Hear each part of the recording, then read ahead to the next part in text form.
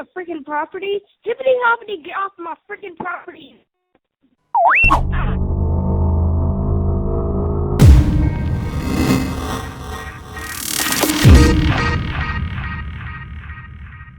I'm not interested in selling any of my homes to you. We're not interested in selling our property. Thank you. Yes, I believe you have the wrong phone number. I don't have anything for sale. I'm not sure where you got my number. Just thought I'd let you know. Thanks. Bye. I'm sorry. I don't know who this is or how you got my number. But don't call me back. First of all, I don't own property. And even if I did, I wouldn't be interested in selling. But thank you. Have a good day.